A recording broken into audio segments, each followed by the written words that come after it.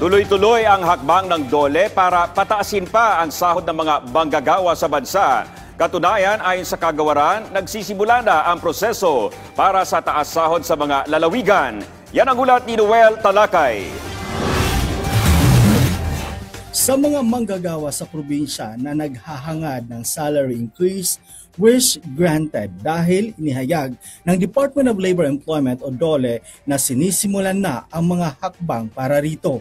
Tuloy-tuloy yung proseso kasi hindi naman po nananatili na dapat ay nakapako lamang sa isang minimum wage ang ating mga manggagawa. Ay, ulitin ko lang, yung minimum wage setting po ng DOLE sa pamamagitan ng Regional Tripartite Wages and Productivity Boards ay nagsasaalang-alang lang umiiral na minimum wage.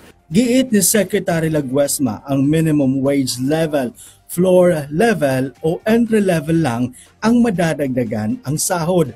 Nilinaw din ito na iba-iba ang halaga ng salary increase ng bawat probinsya dahil sa mga ilang kadahilanan. Meron pong mga pagkakaiba at sa bawat rehiyon at meron pong sinusundan na factors o mga batayan ang ating mga Regional Tripartite Wages and Productivity Boards. Pero sinabi rin ng kalihim na ang mga manggagawang mayroong mga espesyal na kasanayan ay maaring humingi ng karagdagan sahod sa kanilang mga employer dahil pakikinggan naman ani ito basta pag-usapan lang ng maayos.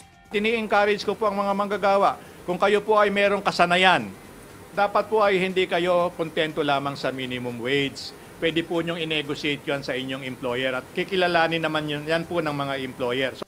Ayon pa kay Laguesma, sa ngayon nagkakaroon na ng pagkonsulta ang mga Regional Tripartite Wages and Productivity Boards sa buong bansa. Ito rin anya alam na ng National Wages and Productivity Commission bilang bahagi ng direktiba ni Pangulong Ferdinand R. Marcos Sr. na pag-aralan mabuti ang kasalukuyang sahod ng mga manggagawang Pilipino sa buong bansa.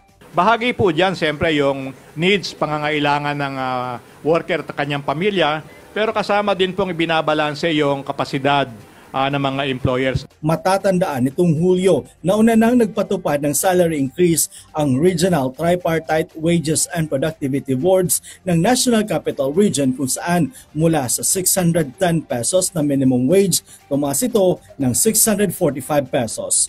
Noel Talakay para sa Pambansang TV sa Bagong Pilipinas.